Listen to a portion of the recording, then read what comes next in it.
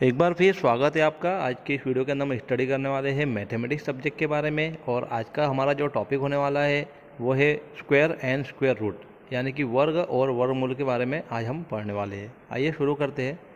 निम्न में से कौन सी संख्या पूर्ण वर्ग नहीं है, यानी कि ये जो ऑप्शन दिए गए हैं इनमें से कौन सी संख्या ऐसी है जो परफेक्ट स्क्वायर नहीं है। ऑप्शन है 225, 169, 16, 57। हम यहाँ पे बात कर लेते हैं यहाँ 225 की। 225 जो है वो 15 का स्क्वायर है। 169 13 का स्क्वायर है। 16 4 का स्क्वायर है। लेकिन 57 वो किसी का भी स्क्वायर नहीं है। इसके लिए इसका सही उत्तर आएगा डी 57। संख्या 1 2 3 4 का वर्ग करने पर इकाई के स्थान पर अंक कौन सा होगा, यानी कि अगर हम 1 2 3 4 का स्क्वायर करते हैं तो यूनिट्स के प्लेस पर क्या आने वाला है। ऑप्शन है 4 2 6 8। अभी हम यहाँ पे देख लेते हैं 1 2 3 4। आप किसी भी संख्या का यदि स्क्वायर करोगे तो उसके यूनिट प्लेस के ऊपर वही आएगा जो उसके उस संख्या के लास्ट वाले प्लेस का स्क्वायर आएगा। जैसे कि अभी हम देख लेते हैं यहाँ पे 1 2 3 4 को हम लिख लेते हैं 2 बार। यदि हम इसका मल्टीप्लिकेशन करते हैं तो हमें 4 इंटू 4 करेंगे यहाँ पे लास्ट में, तो ये 16 आएगा। 16 तो हम यहाँ देख सकते हैं कि यूनिट प्लेस के ऊपर 16 आ रहा है, मतलब यूनिट प्लेस के ऊपर 6 आ रहा है। तो यदि हम पूरी संख्या का अगर स्क्वायर कर भी लेते हैं तो यूनिट के प्लेस पे 6 ही आने वाला है। तो इसका सही उत्तर है 6, और 6 ऑप्शन सी के अंदर दिया गया है। इसके लिए ऑप्शन सी इसका सही उत्तर है। निम्न में से किस संख्या का वर्ग विषम संख्या होगा, यानी कि अगर हम किसी का स्क्वायर करते हैं तो उसका जो स्क्वायर आएगा वो ऑड नंबर आएगा। ऑप्शन है 2 3 4 6। आपको इस बात का ध्यान रख लेना है यहाँ पर, यदि आप ऑड का स्क्वायर करते हो तो आपको हमेशा ऑड नंबर मिलने वाला है। यदि आप इवन का स्क्वायर करते हो तो आपको हमेशा इवन ही मिलने वाला है। तो ऑप्शंस जो दिए गए हैं उनके अंदर 2 4 6 ये इवन नंबर्स है। इनका यदि आप स्क्वायर करोगे तो आपको इवन नंबर मिलेगा, यानी कि सम संख्या मिलेगी। और यदि आप विषम का यानी कि ऑड नंबर का स्क्वायर करोगे तो आपको विषम संख्या ही मिलेंगी, यानी कि ऑड नंबर ही मिलेगा। तो ऑड नंबर यहाँ पर ऑप्शन बी के अंदर दिया गया है। इसके लिए ऑप्शन बी इसका सही उत्तर है। निम्न में से किस संख्या का वर्ग सम संख्या होंगी। अभी हमने बात की कि इवन का स्क्वायर इवन होता है, ऑड का स्क्वायर ऑड होता है, यानी कि सम संख्या का स्क्वायर करेंगे वर्ग करेंगे तो सम आएगा, विषम संख्या का वर्ग करेंगे तो विषम आएगा। यहाँ पर 9 11 और 7 ये तीनों ही विषम संख्या है, यानी कि ऑड नंबर से इनका स्क्वायर करने के बाद में ऑड नंबर ही आता है। ऑप्शन सी जो है वो एक इवन नंबर है, यानी कि सम संख्या है। इसका स्क्वायर करने के ऊपर आपको सम संख्या ही मिलने वाली है। इसके लिए ये सही उत्तर है। 42 और 52 के बीच कितनी प्राकृत संख्याएं है, मीन्स नेचुरल नंबर्स है। तो आपको पता है कि नेचुरल नंबर किन्हें कहा जाता है। ऐसे नंबर जो काउंट करने के लिए यूज किए जाते हैं, जैसे 1 2 3 4 5 6 7 8 9 10 इन्फिनिटी तक के जितने भी नंबर्स है ये सभी नेचुरल नंबर कहलाते हैं। अभी हमें पता करना है कि 42 और 53 के बीच कितने नेचुरल नंबर्स है। ऑप्शन दिए गए हैं 8 9 10 7।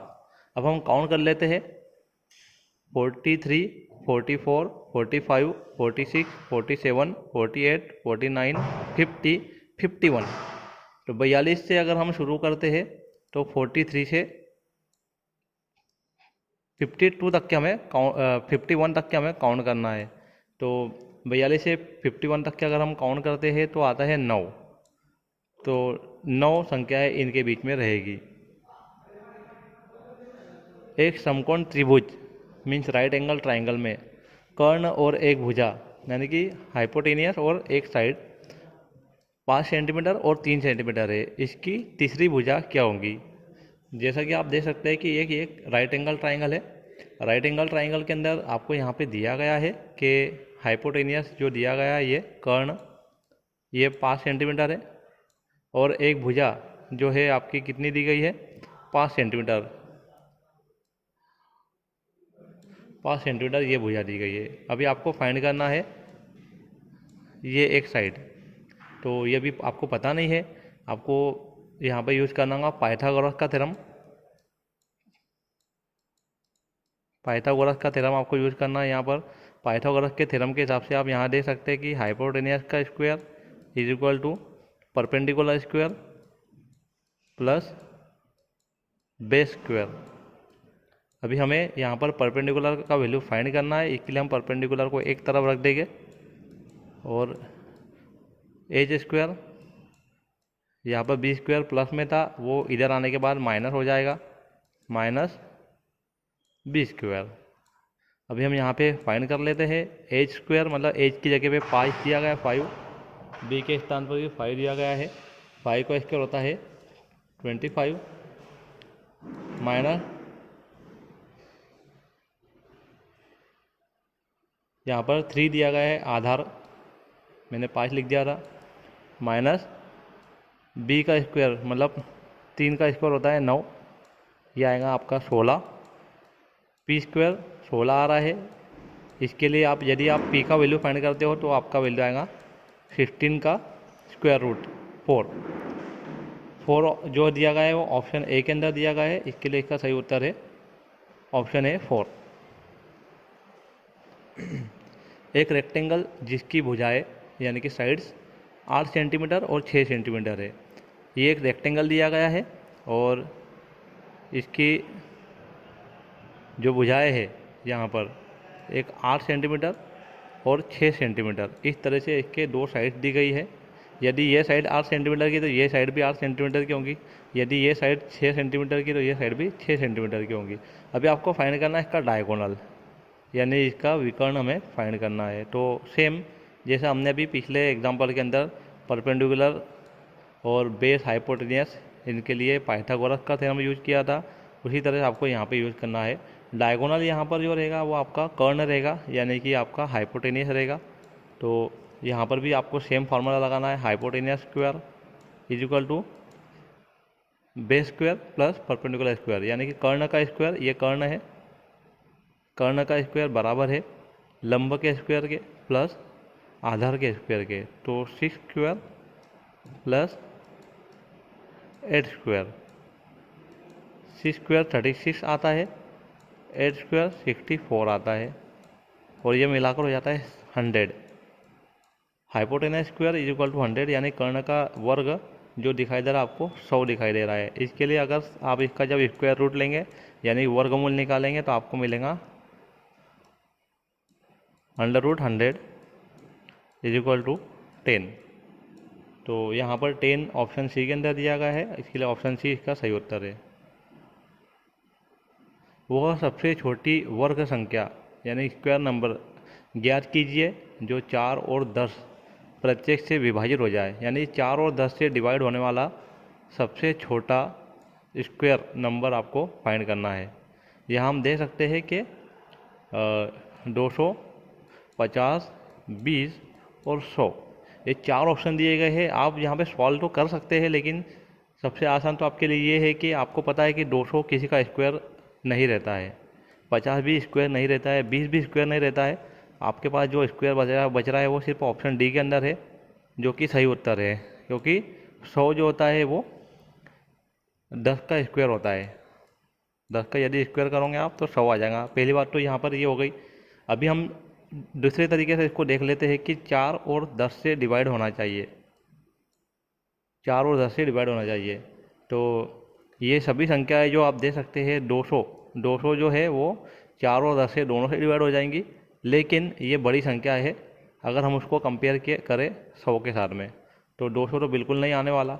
50 जो है वो 4 से डिवाइड नहीं होगा, 10 से डिवाइड होगा। 20 जो है वो 4 से डिवाइड हो जाएगा, 10 से डिवाइड बिल्कुल हो जाएगा, लेकिन ये स्क्वायर नहीं है। तो इसके लिए इसका सही उत्तर है ऑप्शन डी 100। अगला सवाल है, एक माली 169 पौधों को बगीचे में इस तरह लगाना चाहता है कि पंक्तियों की संख्या यानी कि नंबर ऑफ रोज, पंक्तियों में पौधों की संख्या यानी कि नंबर ऑफ प्लांट्स के समान हो, तो संख्या ज्ञात करे।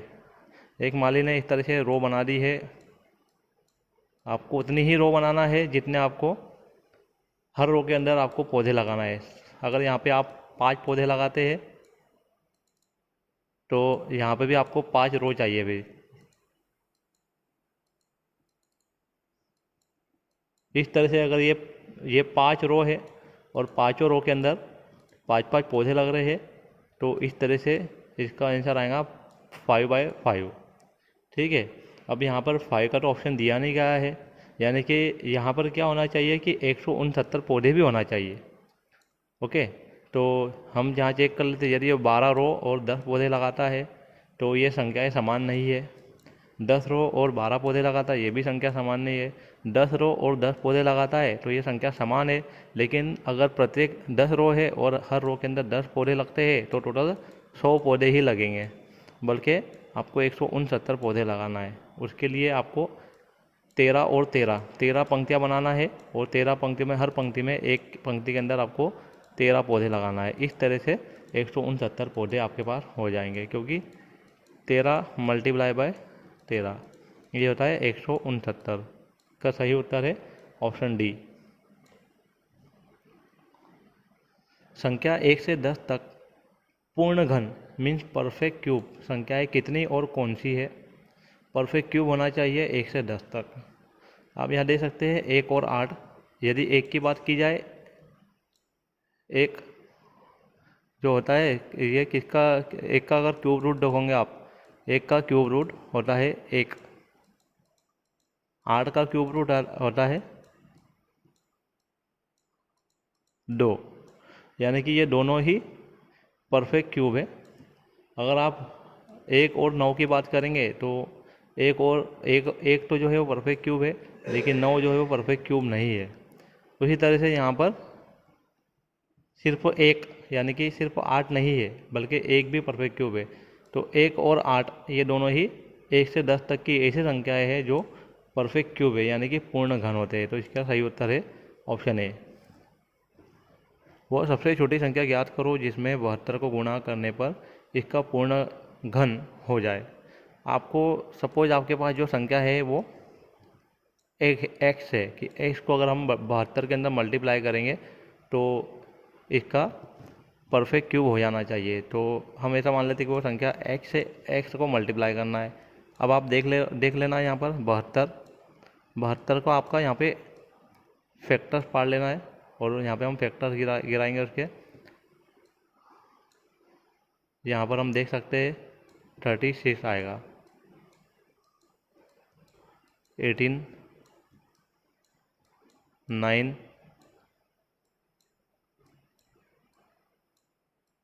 3, 1। अब यहाँ देख सकते हैं 3 के पेयर बनाना है हमें, तो यहाँ पे हमने 2 के 2 × 2 × 2 यहाँ पर एक 2 आ जाएगा बाहर। ओके, तो यहाँ पर ये तो कंप्लीट हो गया है। यहाँ पर हमें फिर से एक क्यूब बनाना है, तो 3 और यहाँ पे 3 नहीं है। यदि हम यहाँ पे 3 और ले लेते हैं, मल्टीप्लाई कर लेते हैं इसको, तो ये संख्या जो रहेंगी वो परफेक्ट क्यूब हो जाएगी, यानी इसके अंदर 3 का मल्टीप्लाई करना होगा। तो ऑप्शन ए के अंदर 3 प्रेजेंट है। इसके लिए यदि हम 3 का मल्टीप्लाई करते हैं 72 को, तो ये हो जाएगा आपका 216, 216 आ जाएगा। और 216 जो होता है वो, अगर इसका क्यूब रूट निकालोगे आप तो ये आ जाएगा 6 जो है वो 216 का क्यूब रूट है। इसके लिए इसका सही उत्तर है ऑप्शन ए। तो आज की वीडियो में फ़िलहाल इतना ही। यदि आपको वीडियो पसंद आया है तो इसे लाइक करें, शेयर करें और हमारे चैनल को सब्सक्राइब करना ना भूलें, ताकि हम आपके लिए और नई वीडियो ला सकें जो कि आपको यशस्वी योजना की स्टडी करने के लिए आसानी पैदा कर सके। Thank you.